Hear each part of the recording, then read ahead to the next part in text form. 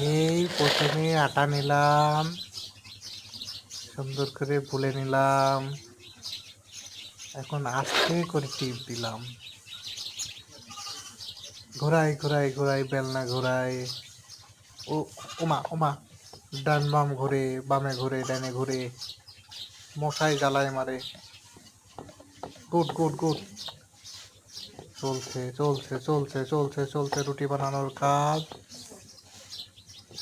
হ্যাঁ, আজকে হাঁসের মাংস দিয়ে রুটি খাবো।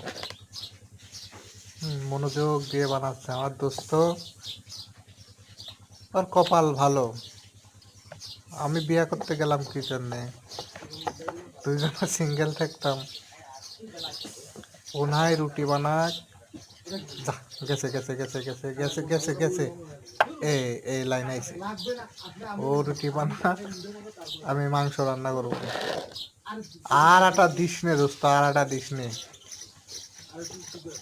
এ তো রুটি না, চুইনগাম।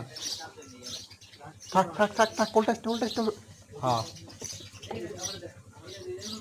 দেখো তো দেখো তো। হ্যাঁ, ঠিক আছে ঠিক আছে।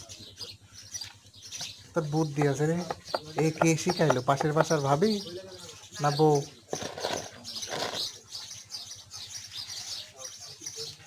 আল্লাহ আল্লাহ আল্লাহ। যাই হোক অডিয়েন্স, আর দোস্তের জন্য দোয়া করেন। খুব সুন্দর রুটি পোলাচ্ছে।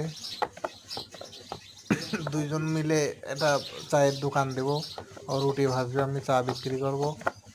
হুম, বউ থাকবে ক্যাশিয়ার।